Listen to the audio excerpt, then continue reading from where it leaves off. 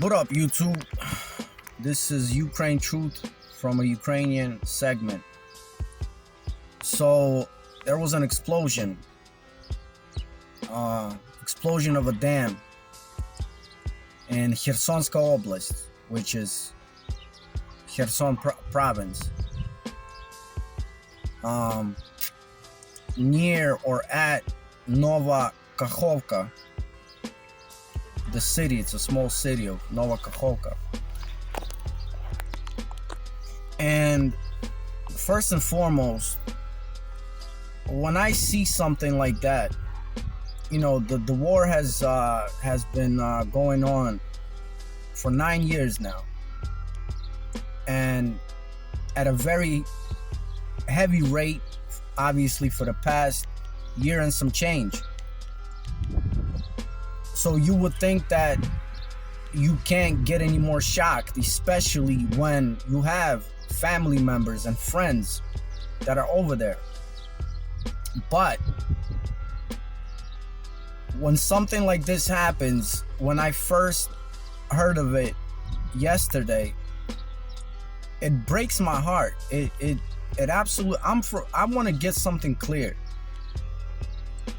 I was born and raised in Western Ukraine, which is what you call a Ukrainian-speaking region, and a very nationalistic, if that's a word,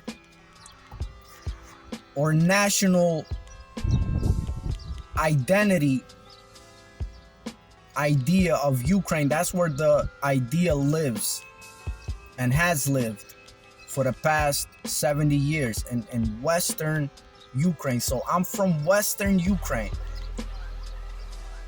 And even though most of the fighting, or all of the fighting, all of the combat is in Eastern Ukraine, and Eastern Ukraine historically being predominantly Russian speaking, it breaks my heart. I won't get into the whole division. Like, as the videos go on, I will reveal more information. But this video is about the explosion. It broke my heart. So a lot of finger pointing obviously is happening. The Ukrainian side with, you know, America are pointing fingers at Russia. Russia is pointing fingers at Ukraine, obviously, because that territory has been the territory that Russia has controlled for the past 9 months, I think. You know, ever since they came in there, they have control. They haven't lost control of that territory. I'm not gonna tell you who I think did it. You know, and I don't want there to be allegations and everything like that, because it's too early for that. But I want everyone to understand this very, very clearly. Again, I will emphasize, I was born and raised in Western Ukraine. Spoke Ukrainian my whole life. Still do. But me knowing the real history, and me knowing the characteristics of my people, I've decided to finally speak on these issues, because it is getting too far. It's getting too much. And we in the West, you in the West, are in one way or another responsible. If you're being passive, which America is known, the population is known for being passive. If you're being passive, you are responsible. So, again, I'm not gonna say who I think bombed the dam, but I will say this, and this is very, very, very important, and it may give you a clue into who maybe did it. Ukrainian army is not a Ukrainian army. It is a NATO army. It is a NATO trained, NATO equipped army, and not for the past year, as many people think. For at least 9 years, even though I think that NATO's involvement in the armed forces of Ukraine started way back as early as 2002, 2003, perhaps, maybe even earlier than that. So once again, I really want this to click in your head. Ukrainian army is not a Ukrainian army. It is a NATO army. You may call it a NATO proxy, obviously, because they're not officially in NATO, but they are a NATO army. So with that being said, the Ukrainian armed forces, ZSU, they are not fighting and working with the interest of the people of Ukraine, because they are getting the high command from NATO, and NATO does not have the Ukrainian people's best interest in mind. This is very important, and we can see evidence and traces of evidence of that in the last year with such explosions as this. It's heartbreaking. All that water, the river just flowing into the city, man. We're not even gonna get the real numbers of how many people got affected and how many people died. With the Zaporizhia power plant being powered by some of this water. This is an environmental disaster. This whole thing is a disaster, but this incident is a disaster of a disaster. So if you find the answer in what I said, then be it. But this is very important, and this is also to all my Ukrainian people that might hear this in English. I will repeat this once again. The Ukrainian armed forces are not working in the best interest of the people of Ukraine. Because NATO and the West is doing whatever they're doing in their geopolitical interests. The population, the people, the masses are only numbers to them. They're only a statistic. And if some of you might think, well, are all these a-holes in the Ukrainian army? Listen, these people, these soldiers, these, officers are getting orders from the top. Maybe a lot of them started questioning it already, but maybe it's too late. But they're not in no way, and they haven't been working in the best interest of the Ukrainian people. So I think that's very important. It was something else that I was gonna say. Oh, as we know, an army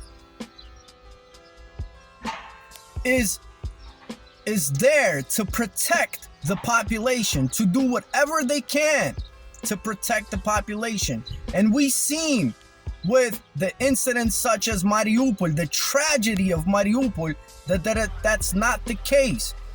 Instead of going outside of the city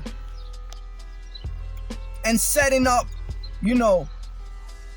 the protection outside this, holding up the defense line outside the city, they stayed inside the city. And I know people from Mariupol. I've spoken to people in Mariupol. They know who told them to go in the basement. They know who was taking the positions inside their apartments, on top of buildings. They know. They were there. And I know. I also damn well know I will get prosecuted by my Ukrainian people I also damn well know that it's so crazy right now. The separation, the conquer and divide is working so well that a lot of people are gonna, crucify me for this. But I can no longer stay quiet, because as long as I stay quiet, the longer this continues. And I've always been vocal. If you look up, the greatest Ukrainian rappers of all time, and you find me on the list on Google and you click on it, you see I've always been active for Ukraine. Always, since I was a kid. And this is no different. Because I want the best for my people. Not for the territory, not for the flag, not for the national anthem, for my people. I don't separate Slavic people at all. I don't separate people, period. But especially Slavic people, man. So I'm saying this in the best interest of Ukraine. This needs to stop. As long as there are weapons being provided and NATO is running the show from the Ukrainian side, this will continue. More people will die and Ukraine will cease to exist as a nation. But forget there being Ukraine on the map. The people are dying. Children are dying. People are being displaced. This is a tragedy. Tragedy is not even a proper word to describe it. Breaks it. My heart is bleeding. So anyone that's thinking about this incident, I hope that what I stated answers your question. If you're thinking about who's responsible for this explosion. But again, the reason I'm recording this is because I want the people in America, the people in the West, to start getting active. We need to stop this. Your country, our country. Because I grew up here in America. Our country is supplying weapons, is running the whole show for their interests. It needs to stop. There's a lot of shit in America that needs to be solved, man. Russia's not going nowhere. Putin's not going nowhere. And the sooner they sit at the table of negotiations, the sooner my people will stop suffering, man. With this explosion, people are gonna be out of fresh water now. Countless people. People are gonna be out of electricity, man. It's the summertime. You can't even store food anywhere. You need that fridge. Food is gonna spoil, man. You need that water. What are we doing? Anyway, this was Ukraine Truth from a Ukrainian. Huge shout out to Romania Poet. Huge shout out to Jim Dillinger, my boy Alpha, my fam. You know what I'm saying? Everybody that gets engaged, leaves a comment, clicks on that video, man. I love you guys. Thank you for being part of the movement. We're gonna cause some change, man. We're gonna be that channel, that movement that's actually gonna cause some change. All right. I appreciate all of you guys. Thank you so much. Leave a comment. Let me know what you think. Uno.